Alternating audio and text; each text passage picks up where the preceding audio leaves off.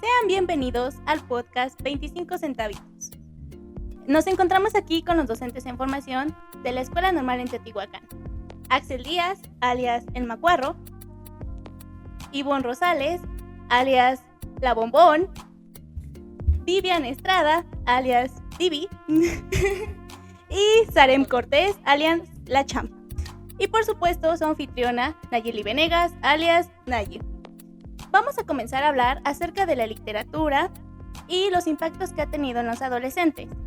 Me gustaría comenzar platicando una experiencia personal en la cual me encontraba en la escuela secundaria Agustín González y debido a situaciones externas de su comunidad era un ambiente bastante pesado y de mucha violencia, lo cual ocurría que pues los papás de mis estudiantes se encontraran en situaciones un poco especiales con respecto a lo de las drogas. Entonces pues había personas peligrosas en ese ambiente que pues debían mucho dinero y con lo que se probaba era con la vida.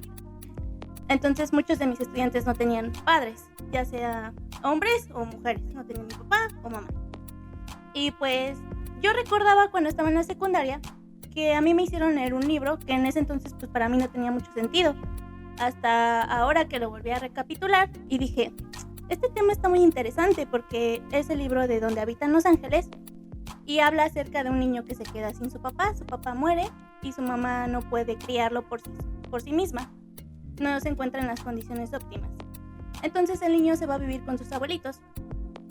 Debido a esto, él toma cierto rencor con sus padres, uno porque no está con él y el otro porque pues falleció. Entonces no sabe qué la reacción tomar. Mientras sus abuelitos, unas personas ya grandes, lo empiezan a educar.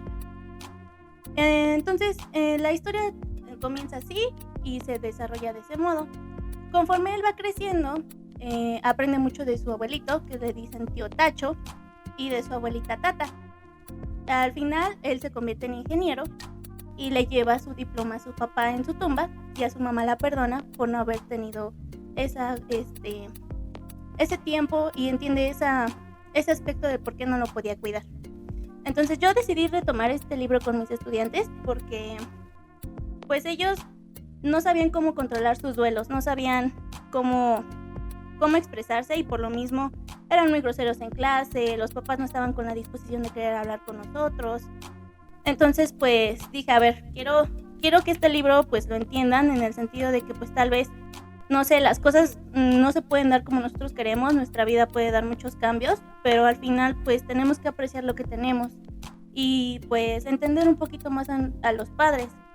Entonces, como les comentaba, pues es un lugar muy violento y pues también tuve algunas dinámicas con ellos sobre juegos de mesa, para que aprendieran a convivir entre ellos y pues eso nos facilitó que pues yo los entendiera un poquito más en ese aspecto de que pues había muchas cosas en su familia que ocurrían que tal vez pues no era la persona indicada para poder platicarlo con ellos, pero al menos que supieran que sí me preocupaban y que pues en ese aspecto yo podía estar ahí con ellos con el libro, que se acordaran del libro y dijeran, mi maestra que vino me dijo este libro y tal vez les pase lo mismo que a mí, ¿no? Que en ese momento cuando lo leí no lo entendía mucho, ya hasta más adelante que dije, wow, este libro es bueno. Entonces, pues me gustaría escuchar sus experiencias, compañeros, ustedes qué vivieron, qué aprendieron, todo lo que ustedes gusten platicarnos.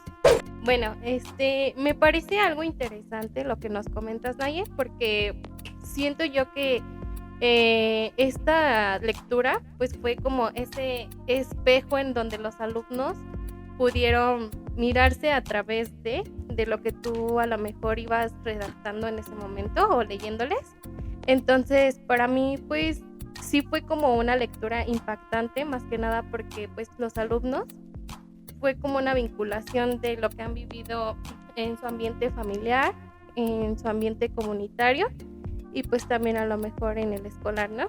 Entonces siento que los alumnos pueden identificar ciertas emociones en la lectura e incluso pues también esos valores, como tú dices, pierden esos como que valores, esos sentimientos buenos o éticos Y entonces ellos lo que intentan hacer pues es como que identificarse en algo o en alguien.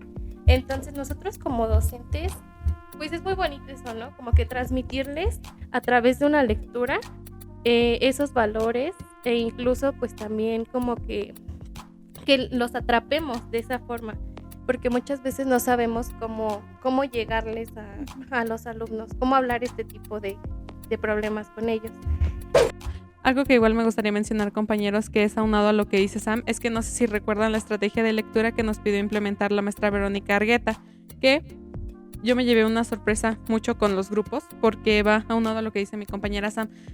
Cómo los alumnos buscan identificarse con algo sin ser inclusivos y que lo ven a partir desde la individualidad y de sus gustos, porque todos tienen diferentes gustos, no comparten lo mismo, no tratan de hacer que sus compañeros se interesen por lo mismo, y que pues muchas veces esto puede influir en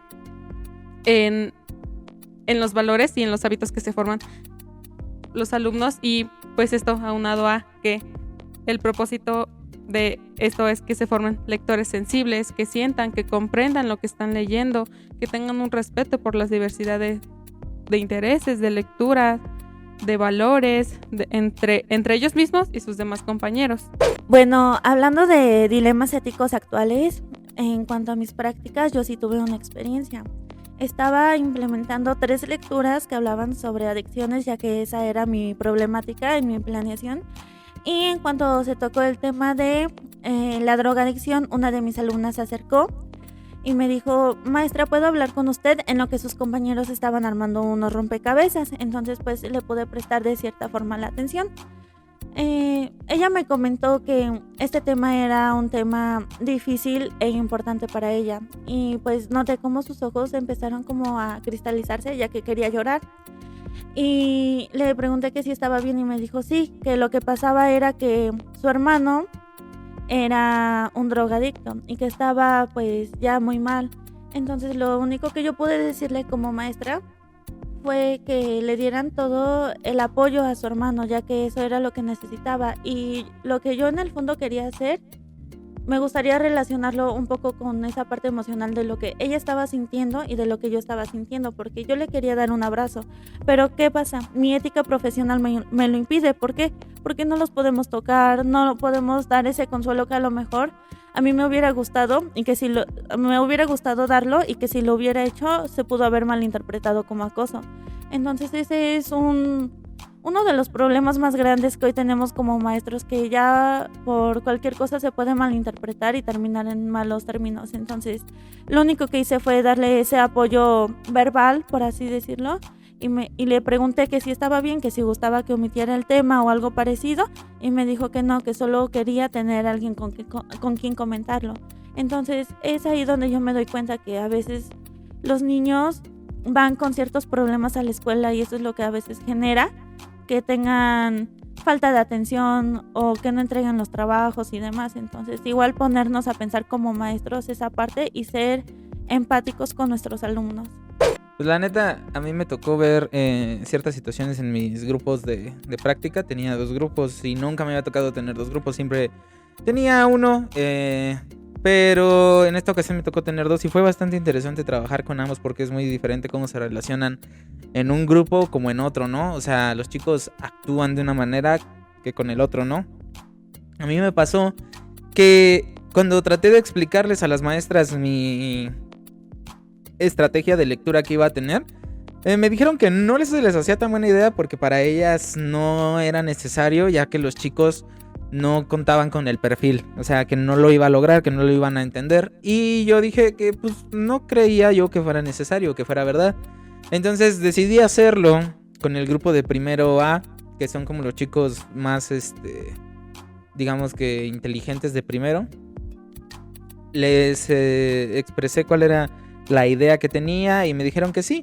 Entonces, cuando vi que lo lograron, la verdad me emocioné y quise enseñárselo también a los chicos de primero B.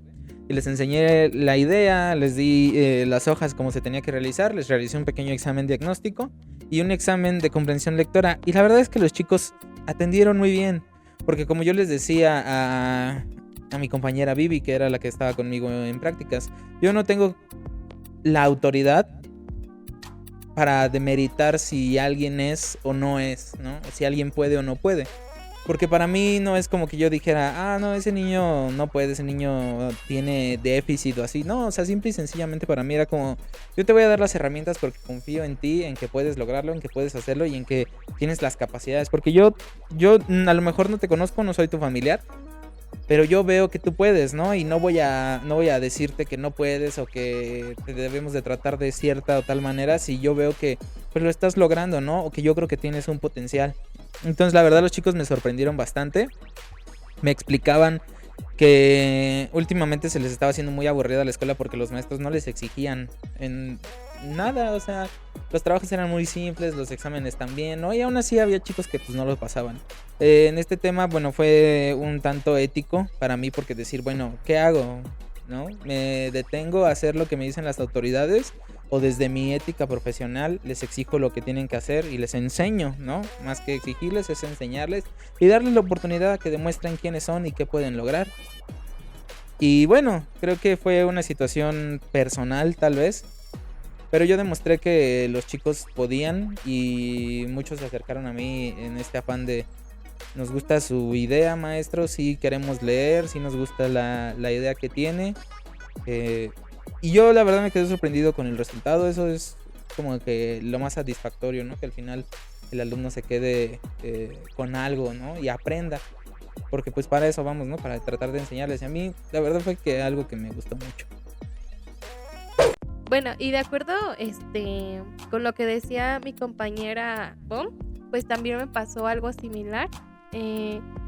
Porque me tocó cubrir un grupo en el cual pues no tenía a nadie como representándome más que yo.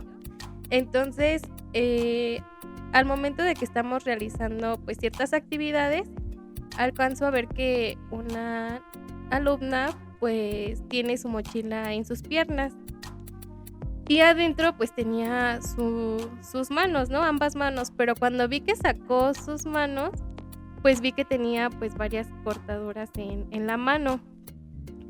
Entonces ahí como que igual pues dejé que terminara la clase y pues después le pedí que saliera. Entonces lo que hice fue pues reportarlo con su orientadora porque obviamente estaba pues realizando ese tipo de acciones dentro del aula y también pues yo dije, ¿qué hago, no? O sea, igual como dice mi compañera, pues éticamente cómo puedo actuar de acuerdo al profesionalismo que pues llevamos a cabo. Entonces, pues también igual hablé con ella porque pues me sensibilicé mucho en ese momento. Para mí fue como que pues impactante porque pues dije, o sea, ¿en dónde están sus papás, no? Entonces, pues yo en el momento le dije, tú eres muy bonita como para que te estés pues haciendo ese tipo de cosas. Y también pues ella como que a partir de ese momento, pues ella como que se acercaba más a mí. Generé como en ella esa confianza para que pues ella a lo mejor pues tuviera esa atención que a lo mejor en casa pues no le brindan. Entonces, pues ahí como que uno como docente, pues muchas veces se encuentra en diferentes situaciones donde pues emocionalmente no sabes cómo actuar, porque pues no sé, te sensibilizas mucho con los alumnos.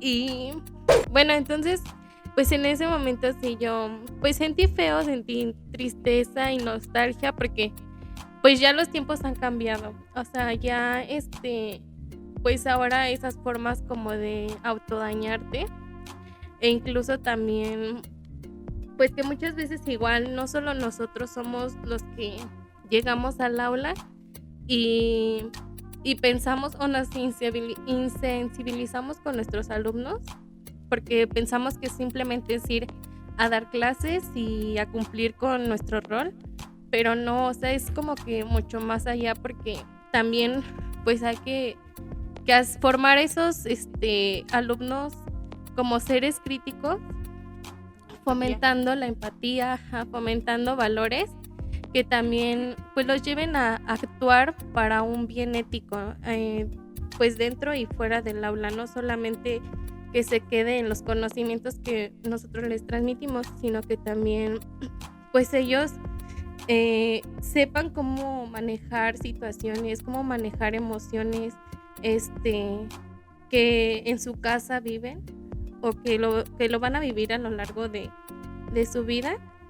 Y pues esa niña para mí como que pues significó, o sea, no nada más ella, todos significan algo importante para mí, porque pues todos somos seres que sentimos. Ella, por ejemplo, no sé qué es lo que a lo mejor qué situación está atravesando como para hacer ese tipo de cosas, pero obviamente pues todos vamos con problemas, todos vamos con situaciones diferentes, pero que lo importante es siempre estar ahí para nuestros alumnos, siempre como que a través de diferentes estrategias como la lectura, que estamos pues tocando este punto, pues llegarles a nuestros alumnos para que puedan pues ser seres pensantes, seres críticos y actúen para un bien común. Muy bien, también aparte una de las situaciones que a mí me tocó ver es que en uno de mis grupos de práctica, como eran chicos de primero, tenían situaciones que, bueno, se les estaban desarrollando, pero algunos tenían otro tipo de situaciones ya muy arraigadas. Por ejemplo, yo tenía un alumno que siempre regresaba pues con sueño de su casa, por así decirlo, desvelado, pero me pude dar cuenta de algo muy notorio, es que este chico siempre se la pasaba mordiendo sus útiles, siempre. O sea, siempre tenía un útil así en la boca, ¿no? Estaba masticándolo, sus lápices siempre estaban masticados, sus plumas también, sus gomas, lo cual le dije, bueno, eso sí ya es peligroso, ¿no? Entonces,